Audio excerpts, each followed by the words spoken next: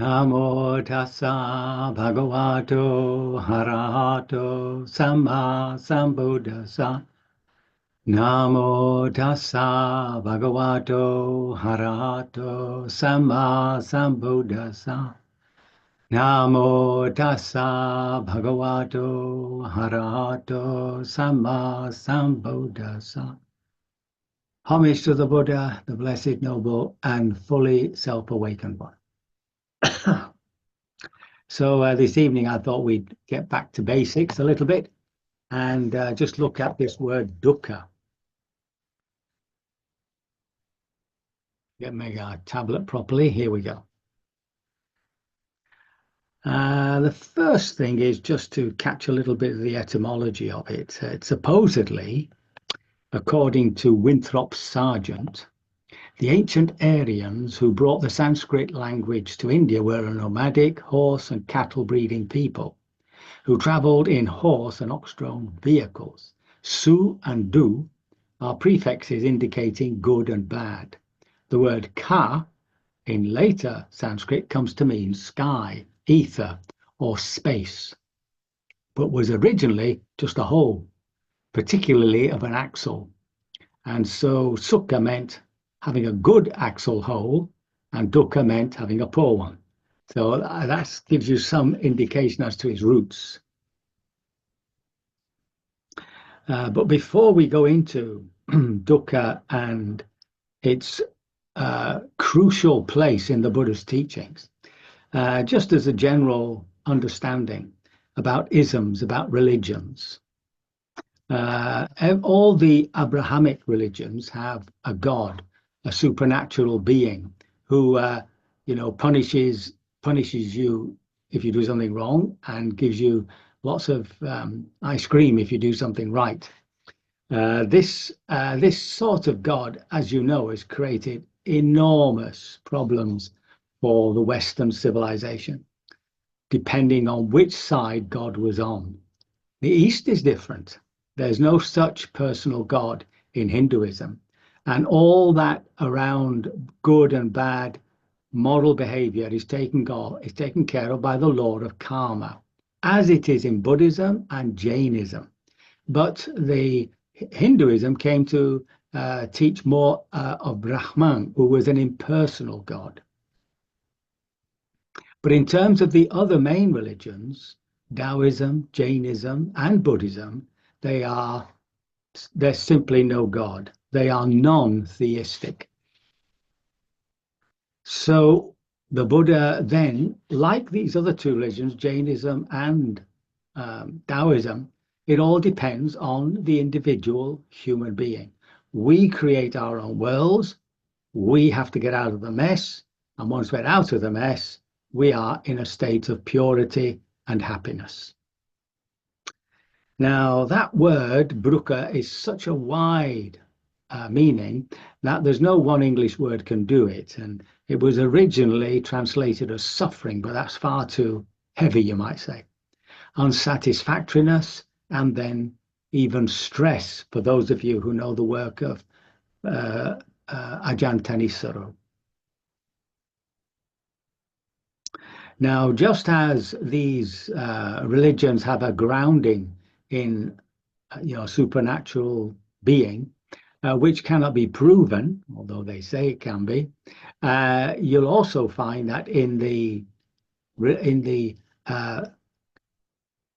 humanistic religions or the secular religions of liberalism, communism, National Socialism in its worst form, Nazism, and now a tweaked form of liberalism as neoliberalism. And all of these all have a premise. And we know, for instance, in neoliberalism, everything is to be controlled and guided by the market. The governments and unions all have to get out of the way. The market knows best. And we all know where that's taken us. So once a premise is proven to be untrue or leading to disaster, then the whole fabric, the whole architecture of that belief disappears. So now the Buddha grounds himself on something which simply cannot be denied. Dukkha. And it's the first discourse is around this word dukkha. And this is what he says at the beginning of it. There are two extremes, should not be followed by one who has gone forth into homelessness. We can take homelessness to mean anybody on the spiritual path. What two? The pursuit of sensual happiness in sensual pleasures, which is low, vulgar, the way of worldlings, ignoble, unbeneficial. And the pursuit of self-mortification, which is painful, ignoble, unbeneficial. Without veering towards either of these two extremes, the Tathagata, that's what he called himself, it translates badly as such gone, it's basically the transcendent one, has awakened to the middle way, which gives rise to vision, gives rise to knowledge, which leads to peace, to direct knowledge, to enlightenment, to nibbana. So the first one is about indulgence, which is that desire and attachment. And the second one is really blaming the body for all the desires we have. So if I didn't have a tongue, if I didn't have the sense of taste, I'd have no problem with food. That's a mistake that perhaps was made by the Jains, who felt that the body itself, the material of the body, was the karmic result of bad actions. Now, in that discourse, he delineates the truth. He first of all states clearly that there is the truth of dukkha. We'll come to exactly how he defines that later. Then he points to the second, which is the cause of dukkha, which of course lies in that craving. And the third is the cessation of dukkha. Dukkha is completely overcome by letting go of that craving and attachment. And then there's the path, of course, leading to the cessation of suffering, a cessation of dukkha, suffering, the Eightfold Path. And then he goes on to say what we should do about this dukkha. So this is the noble truth of suffering, dukkha. I'll use the word dukkha. The noble truth of suffering is to be fully understood. The noble truth of dukkha has been fully understood. So that he's talking about himself now. Then he talks about the origin of dukkha. The noble truth of the origin of dukkha is to be abandoned. That cause of dukkha is eventually to be abandoned. And then he states of himself, the origin of dukkha has been abandoned. In the third one, he says, there is a noble truth of the cessation, the complete eradication of dukkha. The noble truth of the sensation of dukkha is to be realized. So this is something that is to be personally experienced. That's the liberation from suffering. And the noble truth of dukkha has been realized by himself.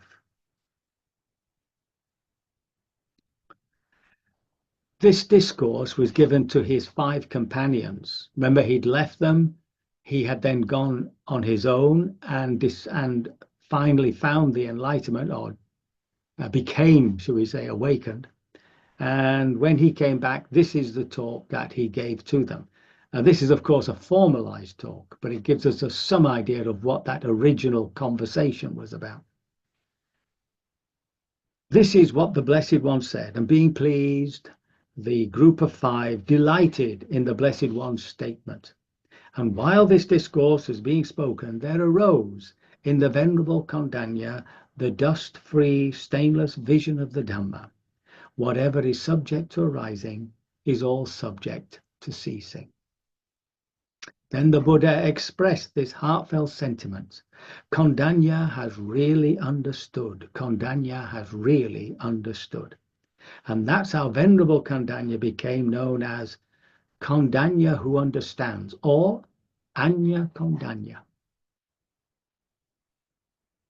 So that's the first definition of dukkha. Yeah, dukkha later on becomes slightly more refined in the sense of being one of the 3 characteristics of existence, and these are what we're investigating in our vipassana. So it's anicca, the quality of impermanence. Knowing impermanence, seeing impermanence, begins to understand why holding on to anything pleasant leads to suffering, because everything, of course, disappears. Impermanence also leads us to understand anatta, not self, because the self is supposed to be eternal, immortal. So now we come to the core aspects of dukkha, and this is the most general explanation that he gives. First of all, there's ordinary suffering. So the dukkha, right? So that first dukkha refers to all the natural suffering and displeasure that we get in life.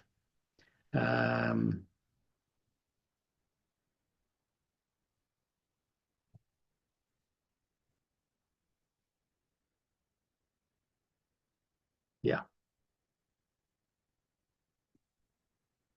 And the dukkha that he's referring to, which we get rid of, is, of course, the relationship we have of wanting and not wanting, reactivity. So all our reactions based upon the idea of a self seeking to make this world a pleasant place for itself, always manipulating the world to make a pleasant place of itself, wanting, not wanting, that's the first form of dukkha. The next form is caused by, as we've just mentioned, viparinama dukkha, change. So even pleasant experiences are to be looked upon as impermanent and very foolish to hang on to them. So when we have a party, we always want another one just like it. And of course, it never turns out the way we want it. And finally, there's the suffering due to conditionality, sankhara dukkha. So sankhara is conditionality, but it's also to do with compoundedness. Everything is made up of bits and pieces that constitute an object, or rather that the human being sees as an object. So we ourselves, we experience ourselves as whole, complete, entire. And yet when we actually, investigate ourselves, we're just a mass of cells, or a mass, bodily speaking, a mass of cells, or just chemicals, or just subatomic energy. And the mind is just this constant flow of thinking, imagining, emotionals. So that means that it has that this body, this self, doesn't have a permanent essence. That's the important thing. And not seeing that leads us into this delusion, which is the fundamental cause of our suffering.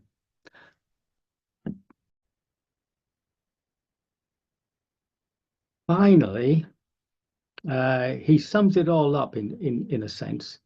So this is his definition of dukkha. Birth is dukkha, aging is dukkha, illness is dukkha, and death is dukkha. Sorrow, lamentation, pain, grief, and despair are dukkha. Association with the unloved is dukkha. Separation from the loved is dukkha. Not getting what one wants is dukkha. In conclusion, the 5 clinging aggregates, the khandhas, are dukkha. So that final sentence, the clinging aggregates. So remember that those are the body itself, all our feelings, physical and emotional, in the body, all our perceptions, and then these sankhara. So this is where we come in, because through an act of will, we've created these volitional conditionings, habits, which are conditioned and conditioning. And our job as meditators is to perceive this whole process of how we create suffering. And it is perceiving the process that is the process of liberation. Okay? The final khandha was consciousness, by the way. So I can only hope that this little